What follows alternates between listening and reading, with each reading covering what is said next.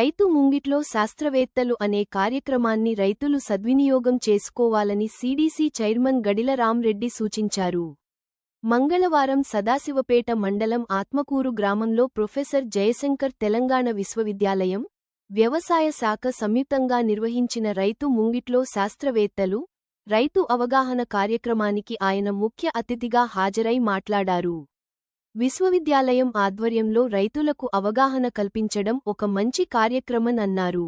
ఆధునాతన వ్యవసాయంపై అవగాహన కల్పించి చైతన్యవంతులు చేయడం ద్వారా రైతులు పంటల్లో మంచి దిగుబడి సాధిస్తారన్నారు. శాస్త్రవేత్తల సలహాలు సూచనల మేరకు రసాయనిక ఎరువులను, పురుగుల మందులను తగ్గించి పంట పండించడం రైతులకు ఎంతో లాభదాయకమని చెప్పారు. తక్కువ యూరియా వాడడంతో సాగు ఖర్చు తగ్గించుకోవాలని పరిశోధన కేంద్రం ప్రిన్సిపల్ శాస్త్రవేత్త విజయకుమార్ సూచించారు. అవసరం మేరకు మాత్రమే రసాయనాలను వినియోగించడం వల్ల నేల తల్లి సారాన్ని కాపాడిన వాళ్లమవుతామని చెప్పారు. రైతులు ఎరువుల దుకాణాల్లో కొనుగోలు చేసిన విత్తనాలకు ఖచ్చితంగా రసీదు తీసుకోవాలని తెలిపారు.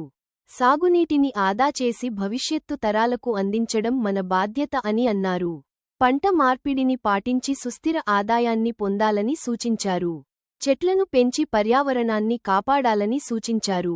ఈ కార్యక్రమంలో పరిశోధన కేంద్రం శాస్త్రవేత్తలు Vijayalakshmi, ADA Venkatalakshmi, Ganapathi sugar factory కెన్ జనరల్ మేనేజర్ కృష్ణమోహన్, మండల వ్యవసాయ అధికారి రమేష్, కాంగ్రెస్ పార్టీ మండల అధ్యక్షుడు చాట్ల సిద్ధన్న, ఆత్మకూర్ క్లస్టర్ ఏయో శ్రీదేవి, ఆత్మకూరు తాజా మాజీ సర్పంచ్ గంగన్న, వెంకటాపురం మాజీ MPTC Srinivas, market committee director Yusuf, నాయకులు, రైతులు పాల్గొన్నారు.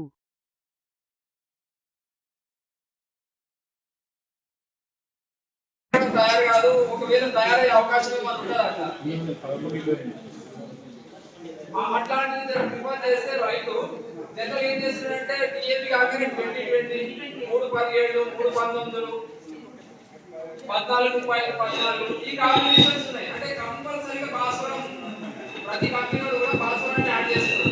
భాస్వరం యాడ్ చేయకుండా ఓన్లీ కొంత రైతులకు ఈజీ ఉంటుంది. అది ఆ ఆకుల మీద కూడా భాస్వరం తగిలినప్పుడు ఆకులు మాడిపోయే అవకాశం ఉంది సార్. ఆ మిక్చర్ ఏదైనా ఉంటే అది ప్రిపేర్ చేస్తే బాగుంటుంది రైతులు. జనరల్గా ఏంటంటే మనం ఏ పద్ధతిలో వేయాలా, ఎంత ఎరువు వేయాలా, ఎప్పుడు వేయాలా, ఏమేమి ఎరువులు వేయాలని చెప్పేసి వాళ్ళు అడుగుతూ ఉన్నారు. జనరల్గా ఏంటంటే కనుక మనకు ఏ పంటకైనా సరే నత్రజని, భాస్వరం, పొటాషియం మనం వేస్తూ ఉంటాం. ఈ నత్రజని, భాస్వరం, పొటాషియం దాంతోపాటు స్థూల పోషకాలతో పాటు సూక్ష్మ పోషకాలు కూడా చాలా కీలకం. అయితే ఈ సూక్ష్మ పోషకాలు చాలామంది రైతులు వేయటం లేదు. మీరు ఎవరైనా వేస్తున్నారండి?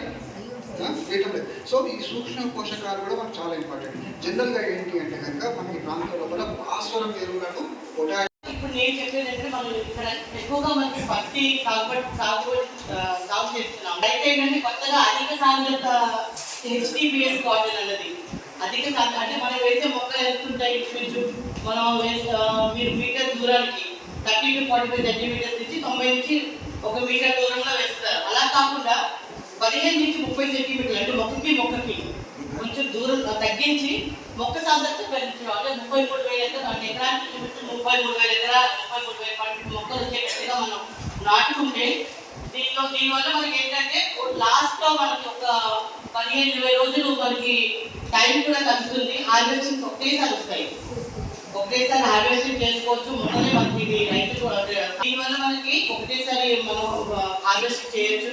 అండ్ ఇంకా మన దిగుబడి కూడా పెంచుకోవచ్చు. కూలీ సమస్య కూడా మనకు మన తాతల నుంచి కూడా వ్యవసాయం చేస్తున్నాము. అది మనం మన పద్ధతిలో మనం చేస్తున్నాము.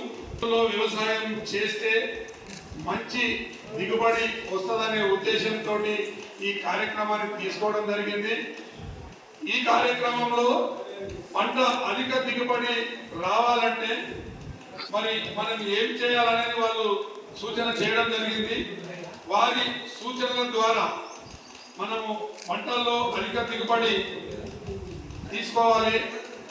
మరి రైతుకు ఈ రోజులలో వ్యవసాయ కూలీల రేట్లు, మరి వ్యవసాయ అనుబంధానికి సంబంధం ఉన్న ఈ మిషనరీ ట్రాక్టర్లు కానీ ఇంకేదైనా కానీ వాటి రేట్లు పెరగడము, ప్రతి వస్తువు ఫర్టిలైజర్స్ కానీ మరి సేంద్రియ ఎరువులు కానీ ప్రతిదీ రేటు పెరిగిపోయింది.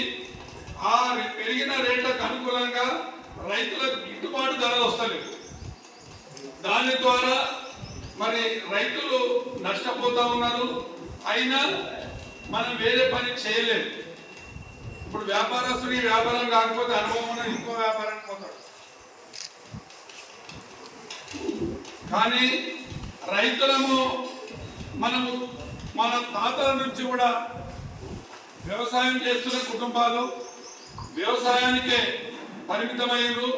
సరే ఏదైనా పిల్లలు ఉన్నోళ్ళు కొంచెం విద్యాపరంగా చదువుకొని కొంతమంది మన పిల్లలు పోయారు.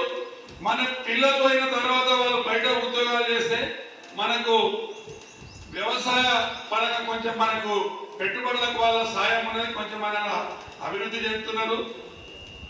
కానీ వ్యవసాయ పరంగా సార్ ఈ రైతులకు ఇదే పంటల మీద అంటే ప్రకృతి వైపరీత్యాల వల్ల కానీ ఏదైనా రకం వచ్చినా వ్యవసాయదారులు నష్టపోతున్నారు.